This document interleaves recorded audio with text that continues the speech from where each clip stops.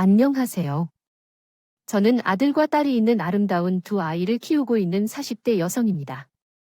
최근에 이야기를 나누는 채널이 있다는 것을 알게 되었는데 마치 보물을 발견한 기분이었어요.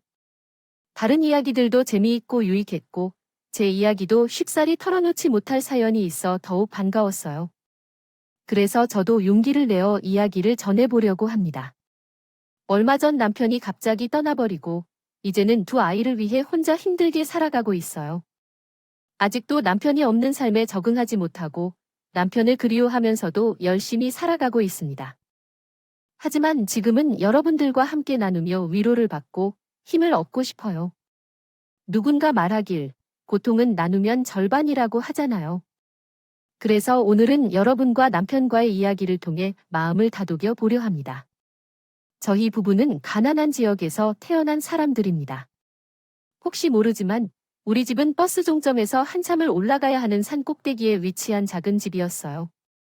다른 사람들은 이런 곳에 집이 있는지도 몰라 할지 모르지만 우리 집은 사람들이 사는 소중한 공간이었습니다.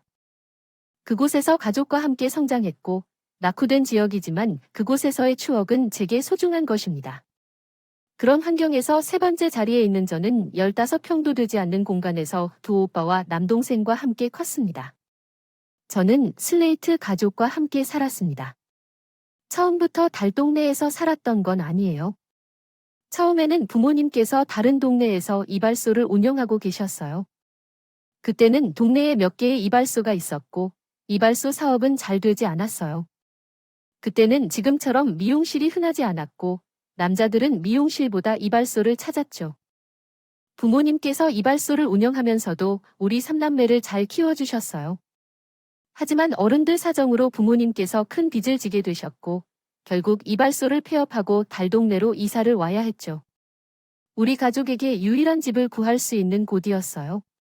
저는 그렇게 초등학교를 달동네에서 다니게 되었고 조금씩 동네에 적응하며 살아갔어요. 그때는 어디를 가나 아이들이 많았어요. 골목마다 웃음소리가 흐르고 어디서든 친구를 사귈 수 있었어요.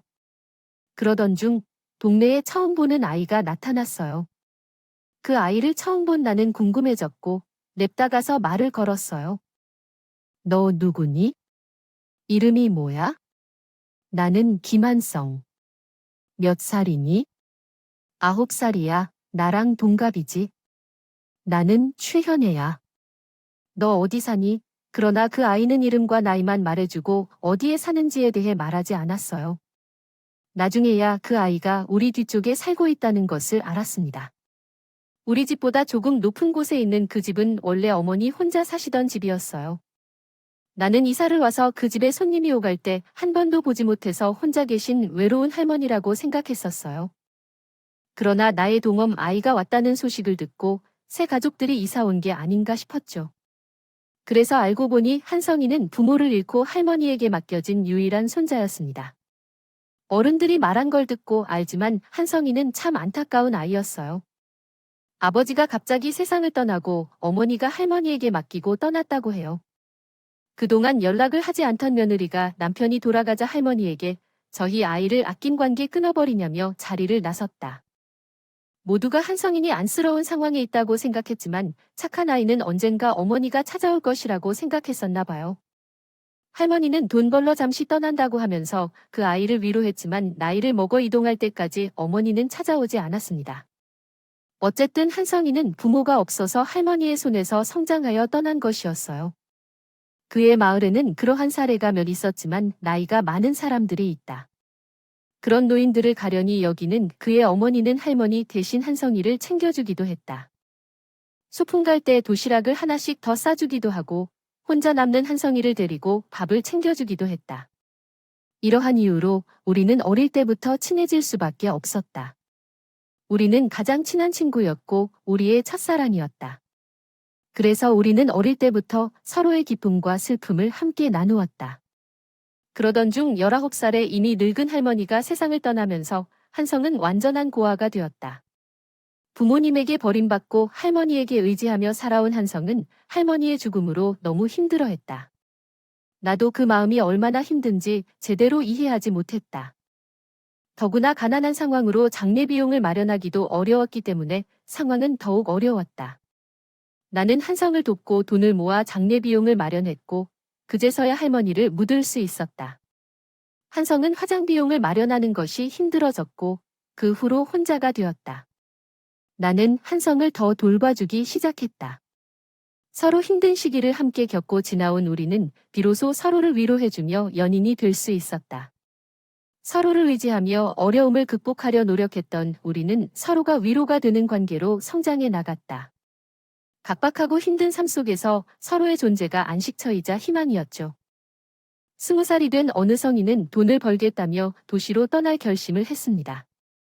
반을 따라 실이라도 따라간다고 나 또한 당연히 그 성인을 따라갔어요.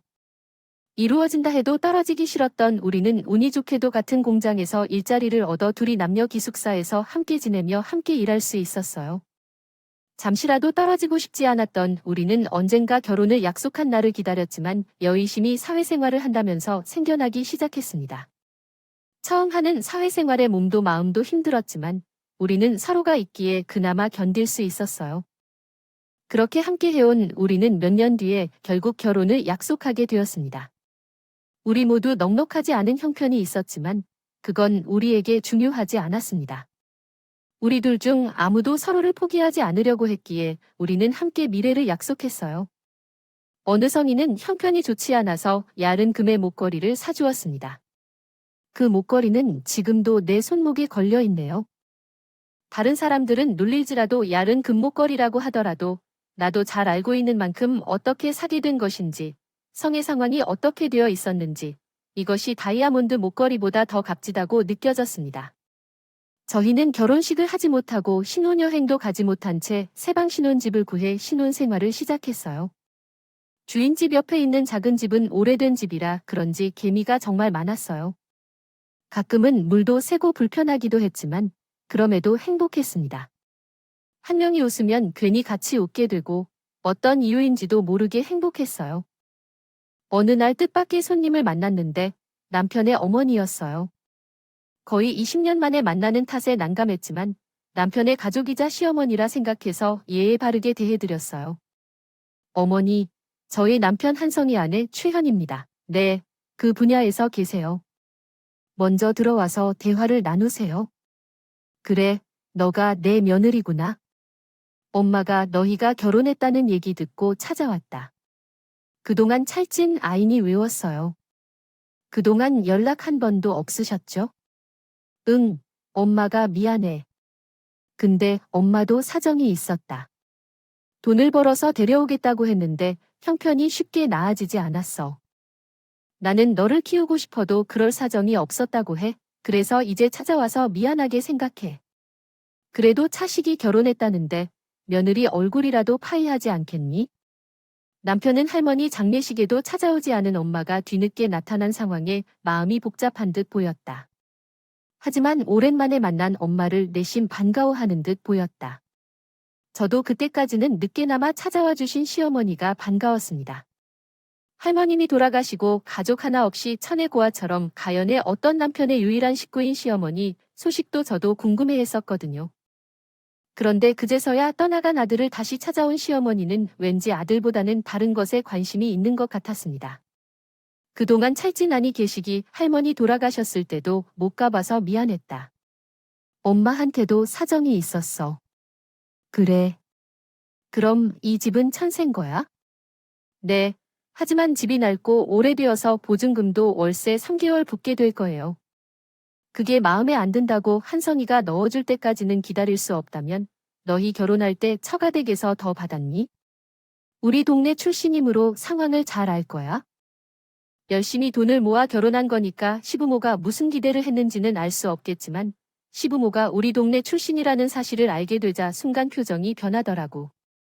그럼 지금 너 카지노는 안 다니는데 돈이 필요해?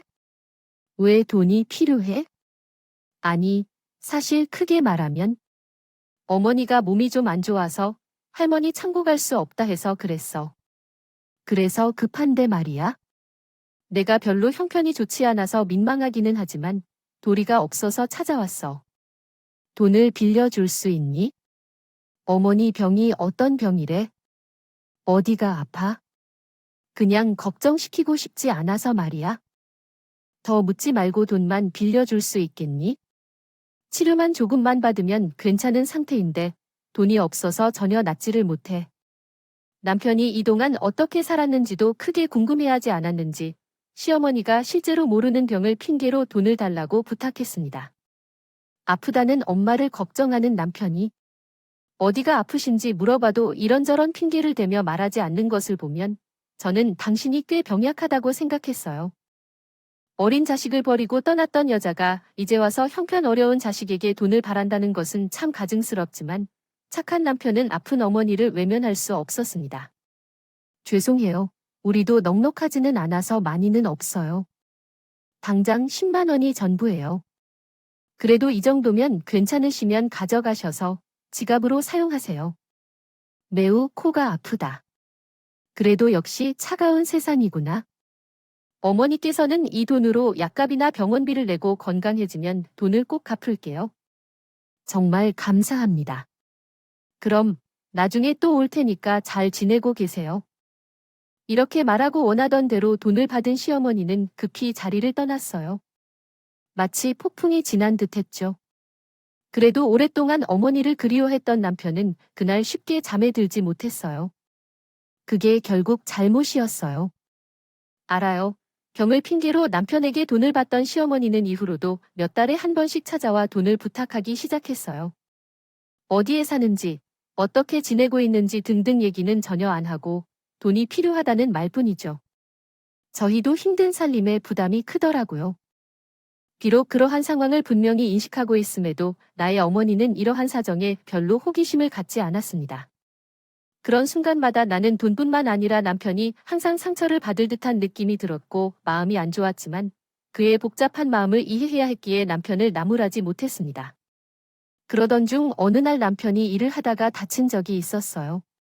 작업장에서 작업을 하다가 사고가 난 것인데 온몸에 화상과 팔과 어깨를 크게 다쳤습니다.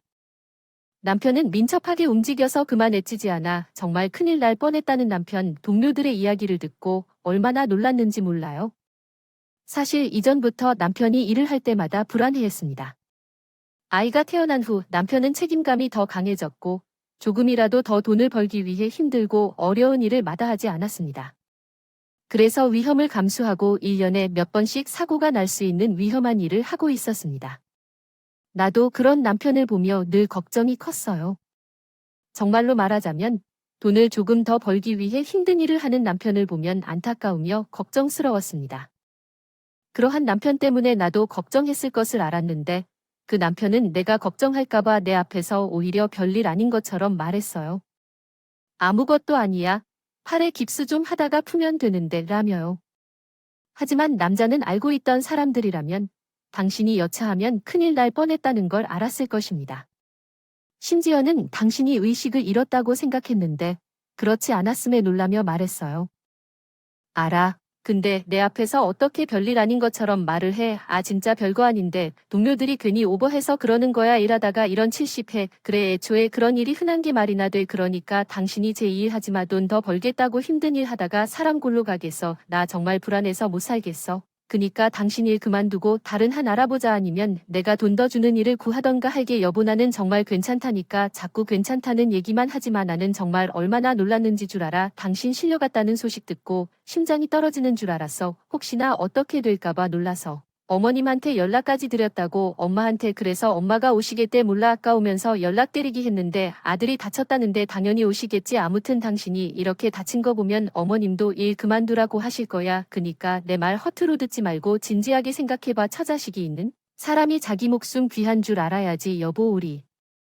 지환이 도나도 돈 필요 없어 좀 없으면 어때 아무리 그래도 아빠 없는 것보다는 낫겠지. 우리 어릴 적에는 뭐 돈이 많았어 여유 없어도 우리 세 식구 충분히 행복할 수 있잖아. 그러니까 관두자. 그때 저는 온몸에 붕대를 감고 서 자꾸만 괜찮다는 말만 하는 남편을 여의심히 설득하고 있었습니다. 그러한 남편 때문에 나도 걱정했을 것을 알았는데 그 남편은 내가 걱정할까봐 내 앞에서 오히려 별일 아닌 것처럼 말했어요. 아무것도 아니야. 팔에 깁스 좀 하다가 푸면 되는데 라며요. 하지만 남자는 알고 있던 사람들이라면 당신이 여차하면 큰일 날 뻔했다는 걸 알았을 것입니다. 심지어는 당신이 의식을 잃었다고 생각했는데 그렇지 않았음에 놀라며 말했어요. 그 사람 고집이 보통 고집이 아닌 건 알지만 사고까지 당한 걸 보고 남편 걱정을 안 할 수가 없었죠. 저는 어머님이 오시면 제 편을 들어주실 거라 생각했습니다. 아무리 그래도 자식한테 탈이 나는 걸 보고 걱정하지 않는 엄마가 어디 있을까 말이에요. 그러다 한참 후에 시어머니가 병원에 도착하셨습니다. 온몸이 상한 남편을 보신 어머니가 남편에게 물으셨습니다. 어머, 너 많이 다친 건데 괜찮아? 그래도 의식은 있나 보네? 아니, 나는 현예. 제가 하도 난리를 쳐서 네가 의식도 없고 큰일 난 줄 알아? 찜원이 저 괜찮아요. 저 사람이 괜히 오버한 거예요. 오빠는 무슨, 어머니. 저 사람 정말 큰일 예벌했대요. 거기가 원래도 사고가 많고 죽은 사람도 있었다 하더라고요. 운이 좋아서 덜 다친 거지. 저 사람도 어떻게 됐었으면 어쩔 뻔했어요. 그래서 저는 그 일을 관뒀으면 하는데 저 사람이 돈 때문에 포기를 못하네요. 어머님이 좀 알려주세요. 그래도 거기 꽤 큰 회사 아니냐? 돈 도찰 준다더니. 아, 그럼 다쳤는데 뭐 보험금이나 그런 건 안 나온다니 순간 저는 황당했습니다. 남편이 위험한 일 못하게 말려? 그런데 남편의 엄마라는 여자는 돈 얘기만 하고 있었어요. 그때까지는 저도 아프다는 핑계로 아들에게 돈을 뜯어가는 시모를 보면서도 모른 척 참고 있었는데 사고 나서 누워있는 아들을 보고서도 아들 걱정은 한마디가 없는 게 화가 났습니다. 너 그냥 넘어가면 안 된다. 돈이라도 최대로 받아내야지. 얼마나 받을 수 있는지 빨리 알아봐라. 받아서 나도 좀 나눠주면? 초코 어머니, 지금 돈 얘기하실 때가 아니잖아요.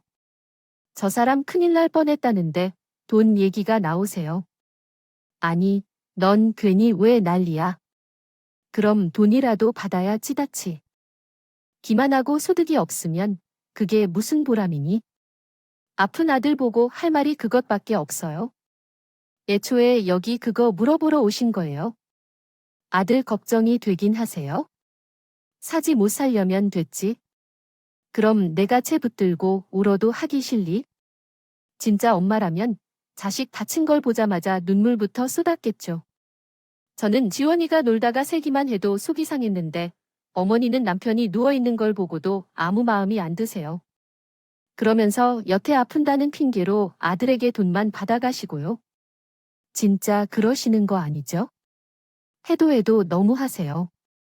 어머니, 어머니, 얘가 지금 나한테 뭐라는 거죠? 어느 날 나는 나의 눈앞에 우리가 어린이를 키우면서 그의 부모가 알아듣지 못하는 칸이돈, 감정 부적, 정도가 있다는 것을 알게 되었다. 우리 남편도 제 엄마에게 더 이상 돈을 줄 필요가 없다고 했어. 심호와 크게 싸웠던 날 이후로 나는 그의 엄마와 연락을 끊었어. 그 일 이후 우리 남편은 새로운 길을 찾게 되었고 더욱 번창했어. 그것이 결국 우리의 행운이 되었어. 늦게나마 잘 풀리는 우리 남편을 보며 나도 매우 뿌듯했어. 그 사이에 우리는 둘째 딸 지수를 낳았고 이젠 우리 가족을 위해 열심히 살아가고 있어. 남편 덕분에 우리 집안 상황이 조금씩 나아지기 시작했습니다. 무엇보다도 눈에 보이는 고민이 없는 아이 둘을 두게 되어 낳고 행복하게 살아왔습니다. 물론 풍요롭지는 않았지만 부지런히 아껴가며 잘 살아왔고 아름답고 건강한 아이들이 자랄 때마다 매일 행복하게 지낼 수 있도록 노력했습니다. 그때 그 시절이 정말 더 바랄 게 없는 것 같았어요. 그러나 부르는 언제나 가장 행복한 때에 찾아온답니다. 아직 학교에도 가지 못한 우리 둘째에게 변화가 생겼죠. 지수는 원래 성격이 차분하고 조용했어요. 여자답고 말도 듣는 아이로 자랐고 겸손하고 조용한 성격 때문에 일을 가만히 하고 앉아서 책을 읽고 주변을 지켜보며 놀고 다니는 게 더 좋았어요. 저가 집안일을 하면 항상 옆에서 도와주고 놀이를 함께 즐기는 모습을 보여줬죠. 어린 시절부터 울음소리도 듣지 못하고 소심하고 착한 아이로 자랐던 지수 덕분에 첫째를 키울 때보다 힘들지 않았어요. 지수가 착하고 고마운 딸로 자란다 생각했습니다. 하지만 그렇게 조용하고 소심한 아이가 어디선가 넘어지고 다치는 일이 자주 일어나기 시작했어요. 아직 어리기에 그런 건 아이가 자라면서 하는 행동이지 않을까 생각했지만 나중에 생각해보면 그것이 바로 신호였는데도 일찍 발견하지 못했어요. 늘 너무 조용하고 자제했던 아이가 아픔을 숨기고 있었다는 생각을 못했죠. 동네 병원에서 아이가 좀 더 성장이 더 느리고 작은 키라 걱정이 되어서 병원을 찾았다. 그때 동네 병원에서 아무 생각 없이 갔는데 긴장한 의사의 한 말로 인해 대학병원으로 향했다. 대학병원에서 여러 가지 검사를 받았을 때 아이의 진단이 백혈병이라고 나왔다. 아이가 백혈병에 걸렸다는 소식은 우리에게 청천벽력 같은 충격이었다. 병원은 즉각적인 치료를 권했고 그 순간부터 제 인생의 지옥이 시작되었다. 좀 더 주의를 기울였더라면 아이가 아프지 않았을까 생각했고 병을 더 빨리 알 수 있었을까 했다. 모든 것이 제 잘못인 것처럼 느껴졌고 아픈 아이를 보며 가슴이 아팠다. 어떤 부모가 자신의 아이가 아픈 것을 지켜볼 수 있을까? 나 또한 아직 어린아이가 아픈 것이 믿어지지 않았고 아이를 위해서라면 무엇이든 할 수 있었다. 이후로 나는 매일 기도를 하며 아이를 위해 살았다. 큰아이도 아직 엄마의 손길이 필요한 아이였지만 둘째를 돌볼 여력이 없어서 친정 엄마에게 잠시 도움을 요청했고 둘째와 함께 병원에 머물게 되었다. 그때 이야기를 모두 다 할 수는 없겠지만 정말로 너무나 힘든 시기였다. 매번 치료를 받을 때 아이가 견딜 수 없을 정도로 힘들었고 아파서 울어도 안아주면 안 될 것 같은 기분이었다. 그것은 할 수 없는 행동이었습니다. 우리 아이는 치료와 회복을 위해 조혈모세포 이식을 받아야 했습니다. 이는 필수적인 일이었고 조혈모세포 이식은 일반적으로 어려운 일은 아니었지만 우리 아이의 경우엔 다르었습니다. 조혈모세포는 혈액형이 일치해야 했는데 이것이 희귀하며 우리 아이와 맞는 기증자를 찾기가 어려웠습니다. 제가 할 수 있는 일이라면 몇 번이고 해줄 텐데 제 혈액형과 아이의 혈액형이 달라서 도울 수 없었습니다. 그때 남편이 시어머니 이야기를 꺼내었어요. 시어머니와 지수의 혈액형이 같아 혹시 시어머니에게 부탁해보면 어떨까 생각이 들었습니다. 아이에게는 이 시기에 꼭 필요했고 그때의 마음을 알 수 없어서 시어머니에게 연락을 하기로 했습니다. 결국 남편이 시어머니에게 찾아와 상황을 설명했어요. 엄마, 우리 둘째 지수가 아파해. 조혈모세포 이식을 받아야 하는데 혈액형이 맞는 기증자를 찾기가 힘들어. 그런데 지수와 당신의 혈액형이 같아. 이식을 해주시면 안 될까요? 힘들게 아니고 주사 한 번만 맞으면 돼요. 어렵지도 않고 건강에 무리 가는 것도 아니에요. 하지만 저희 아이에게는 꼭 필요한 일이에요. 그러니까 손녀 위해서 한 번만 도와주시면 안 될까요? M2 아니라고 연락끈 할 때는 언제고 이제 와서 얼굴도 모르는 손녀한테 기증을 해주라고. 나는 싫다. 엄마 손녀가 아파서 죽어가요. 그거야 니드의 사정 아니냐? 그럼 얼마 줄 거냐? 얘 얼마 줄 거냐고. 내 피를 뽑는 건지 뭐를 뽑아 가겠다는 건지 모르겠지만 어쨌든 니들은 꼭 필요한 거고 부탁하는 거라며 내가 그렇게 해주면 니들도 나한테 뭘 해줘야지. 그래 나도 뭐 내 손녀 일인데 많이 팔아야 생각은 없다. 그냥 1,000만 원 정도만 성의 표시해주면 내가 한번 생각해보마. 어차피 너도 부탁할 것도 없어서 나한테 온 거 아니냐? 애 살려야 한다며 잘 생각해봐라. 남편이 어렵게 찾아간 시모가 이식을 해줄 테니 돈을 달라고 했답니다. 그나마 엄마라서 기대를 하고 갔던 남편은 그 말을 듣고 결국 빈손으로 돌아 나왔어요. 남편에게 그 말을 전해 들은 저도 정말 어이가 없었습니다. 아무리 남이라도 그렇게는 못하겠다 싶더라고요. 생판 모르는 사람들도 어려운 사정을 듣고 마음을 나누고 기부를 해주던데 인간이 어떻게 그렇게 모든 게 돈으로만 생각될까 싶었어요. 그때는 한시가 급하고 애간장 조리는 상황이었지만 남편이 잘했다 싶었어요. 저는 써도 쟀다라는 모색을 거쳤다. 목숨값을 책정하는 그런 심오한 시기에 시모의 도움을 받을 수 없었을 테니까요. 얼마 후 운이 좋게도 혈액형이 맞는 기증자를 찾아 치료를 받을 수 있었지만 그 당시 시모의 훌륭한 행동은 평생 잊을 수 없을 정도로 인상 깊었습니다. 그래서 그분이 미래에 무슨 일이 있어도 머지않아 보지 않을 것이라 생각했어요.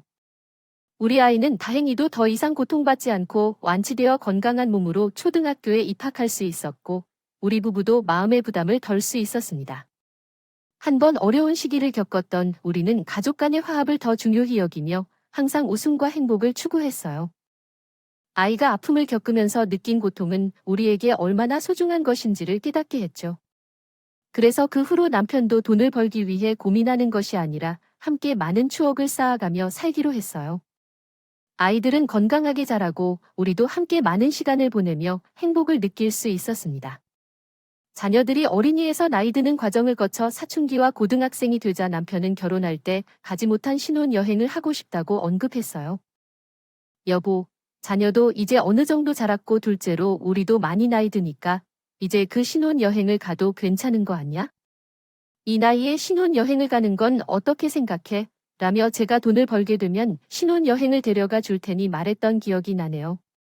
그때는 아무 생각 없이 있었는데 아이들이 대학이 코앞인데 완전 뜬금없이 신혼여행을 제안한다. 해외로 가자는 건 아니고 큰 돈 들지 않는 국내 여행지도 많은데 사실 우리 둘이 호텔에도 간 적 한 번 없잖아. 여행 다녀도 다 애들끼리였는데 우리 둘이만의 시간을 보낸 적은 언제였지? 20주년 기념으로 여행 다녀오자고 생각하자. 한 살이라도 어렸을 때 신혼 분위기 내야지. 늙어서 가면 황혼 여행이 될 것 같아. 솔직히 남편이 살면서 열심히 아이들 돌봐주고 살림 꾸린 걸 생각하면서 신혼여행을 하게 될 줄 몰랐어. 착한 남편이 그게 마음에 걸렸는지 이제라도 신혼여행을 가자며 말하더라. 처음에는 이제 와서 부드럽게 신혼여행이라니 싶었지만 아이들의 권유로 결국 여행을 결정했어. 엄마 아빠가 가자 할 때 그러면서 니들 둘이 잘 지내면 되겠지. 걱정하지 말고 마음 편히 다녀와. 우리가 신혼여행 선물을 해줄 테니까. 어쨌든 결국 아이들의 권유로 저는 늦은 신혼여행을 준비하게 되었어. 아이들이 신혼 분위기 내라고 골라준 커플 잠옷까지 챙겼어 남편과 함께. 여행을 떠났어요. 그러는데 출발하기 직전에 비가 내리기 시작했어요. 저는 불안했는데 남편은 좋은 전조다라고 걱정하지 마시라며 차를 다그치기 시작했어요. 아이들을 위해 잘 다녀오라고 인사를 한 후 우리는 여행길에 오르게 되었어요. 사랑하는 남편이 아이들 생각만 했던 것 같다며 사죄를 했어요. 남편은 항상 내게 잘해줬어요. 우리 앞으로도 서로를 의지하며 사랑하면서 나이 먹자는 내용의 사랑 고백까지 하게 되었습니다. 대사랑이네요. 차도가 별로 없어서 마음을 조금 편하게 해두었지만 그 순간 반대편에서 오던 차량이 갑자기 저희 쪽으로 꺾여와 충돌했습니다. 저희 차는 그 차와 굉음을 내며 부딪히고 어딘가에 박혔어요. 충돌당한 후 차가 떨어져 구르는 것이 마지막 기억입니다. 병원에서 의식을 차렸을 때는 수술 준비를 하고 있었어요. 온몸이 아프고 머리가 깨질 듯한 상황에서 남편을 먼저 찾았어요. 당신이 지금 말씀하시면 같아요. 수술 준비를 하고 있으니까 라고 했더니 우리 남편은 옆에 있던 사람은 어떻게 됐다고 물었어요. 같이 타고 온 동승자는 상대편 차량과 사고 후 사망했다고 했어요. 그 말을 들어도 이해하지 못했어요. 너무 아파서 집중하지 못했기 때문이죠. 수술을 받고 나서 이틀이 지나야 의식을 찾을 수 있었습니다. 중환자실에 혼자 누워있을 때 내가 심각히 다친 것을 깨달았어요. 수술은 잘 끝났고 이틀 동안은 잠들어 계셨다가 좋아지면 일반 병실로 옮겨갈 거라고 했어요. 제 남편은 옆에 있던 사람은 어떤지 물었더니 그분은 사망했다고 했어요. 병원에 도착하기 전에 아마 치료실에 계시리라 생각해요. 가족들이 외부에서 기다리고 계신다면 안으로 들어가셔서 상황 설명을 들어보세요. 어제야 제 남편이 실제로 사망하였다는 사실을 알 수 있었습니다. 마지막 기억 속의 제 남편은 사고 당시에도 저를 지켜주고 있었습니다. 그가 떠나간 사실을 깨닫게 되어서 저는 눈물이 나기 시작했습니다. 이런 상황을 예상했다면 신혼여행을 가지 말 것이었는데 제가 욕심을 부려서 사고가 발생했다고 생각해서 절망하였습니다. 하지만 사람은 참 이기적이 되기도 했습니다. 아직 어린 자식들의 얼굴을 보니 결코 죽지 않겠다는 욕심이 사라졌습니다. 아이들과 친정 어머니의 얼굴을 보고 나서 제 기운을 찾아 중환자실에서 깨어있게 되었습니다. 제 상황이 어렵기 때문에 남편의 장례식을 치르지 못하고 남편의 마지막 모습을 볼 수 없었는데 차가운 영안실에서 떠난 남편을 생각하니 마음이 안정하지 않았습니다. 그때 중환자실로 들어온 쉬모가 크게 놀란 표정을 지으며 나에게 접근했습니다. 너 내 어머니의 생명을 잃은 연민이 그를 죽이고 보험금을 타려는 것이었어. 그게 바로 내가 필요 없는 아시아 내용임 이런 말을 하며 나에게 뭔가 불편한 얘기를 했습니다. 그러자 저는 호흡기를 떼고 일어나서 대응했습니다. 보험 말은 무슨 얘기예요? 제가 모르는 척하지 않겠습니다. 한성이한테 하는 얘기인가요? 예전에 한성이 다칠 때 내가 그에게 한 말이야. 난 그저 즐겁게 노는 걸로 알았는데 어제야 남편이 보험이 있다는 걸 알게 됐어. 알고 보니 전 남편 시모가 남편에게 보험을 들게 했나 봐. 그리고 수표가 내 이름으로 되어 있던 걸 그걸 알게 된 시모는 아들이 죽었다는 소식을 듣자마자 바로 보험금을 먼저 알아봤어. 보험금은 자기가 아닌 다른 사람의 이름으로 지급되어 있는 걸 보고 절망했어. 그래서 저를 찾아와서 그걸 알아낸 거였어. 큰 소리로 나의 이름으로 되어 있었는데 내가 우리 아들을 죽여서 바꿔놓은 거야? 내 아들 대신 너무 나의 돈을 탐내. 당장 내놔. 뭐, 보험금이 정말 중요하냐? 당신은 진짜 엄마 맞아? 지금 아들이 죽은 상황인데 그간 보험금이 더 중요해? 차라리 나 혼자 죽는 게 나았을 거야. 자신의 이기적인 행동에 대해 이야기하면서 난 고개를 떨었어. 몸이 거머잡지 않았지만 그때는 남편이 불쌍해서 제가 참을 수 없었어. 결국 소리 지르며 돈 내놓으라고 한시모에게 화가 나서 때려버렸어. 뺨을 한편 가격으로 했더니 그 여자가 맹세를 살며시 들었어. 지금은 병원에 있는데 제 손등에 덜린 것만 말리 미친 여자가 미친 듯이 소리쳤어. 그래서 치료를 받아야 했지만 아무리 화가 나서 그 소리를 참을 수밖에 없었어. 결국 우리는 함께 경찰서로 불려져 갔습니다. 경찰은 제 몸 상태를 보고 뒤늦게 와도 된다고 했지만 나는 그 여자를 고소하고 싶은 마음에 그녀를 따라 경찰서로 가야만 했습니다. 하지만 그녀를 먼저 때린 것이 되어 고소를 받을까 걱정했습니다. 그래서 그런지 그 여자인 시모는 점점 더 화가 났습니다. 내가 너무 작아서 그런 거냐? 알을 묻고 죽이려 하는 건가? 그녀는 저를 폭행하고 살해하겠다며 협박하고 경찰 앞에서도 당당했습니다. 그러나 경찰서에 도착하자 상황이 순식간에 변했습니다. 경찰이 시모의 신상을 조사하고 놀라 말했어요. 할머니, 수배 중이셨네요. 뭐야, 고소와 전과까지 있으시네. 알고 보니 시모는 다른 사건으로 이미 수배 중이었고 10억 원의 보석금도 걸려 있었습니다. 정확한 거주지를 모르는 상황이라 고소장을 보내지도 못하고 있었는데 자신이 어떤 상황에 있는지 모르거나 신경 쓰지 않은 것인지 결국 경찰서로 걸어 들어와 체포되었습니다. 이미 전과를 갖고 있어 도주의 우려가 있어 시모는 구치소로 들어갔습니다. 이를 보며 나는 그녀를 고소할지 말지 결정해야 했습니다. 열번이 없어요. 그리고 훈방 처분을 받아 다시 병원으로 돌아가야 했어요. 아픈 몸으로 고생을 했지만 병원에서 회복이 되었어요. 그 여자를 제대로 처리할 수 있어서 마음이 편해졌어요. 그 이후로 치료를 무사히 마치고 남편의 장례를 치렀어요. 남편을 보내는 것은 쉽지 않았지만 책임져야 할 일이라 생각했어요. 남편이 없어서 어떻게 살아야 할지 고민했지만 그의 보험금 덕분에 겨우 버틸 수 있었어요. 남편이 저를 위해 보험을 남겨둔 것이 마음 아프지만 그 덕분에 열심히 살아야겠어요. 잠을 못 자는 시간이 있었지만 아이들 덕분에 조금씩 나아지고 있어요. 앞으로 몇십 년을 더 살아야 할지는 모르겠지만 남편의 곁으로 가야 할지도 모르지만 남편이 반겨줄 것 같아서 아이들을 위해 노력하겠습니다. 감사합니다. 뭐야?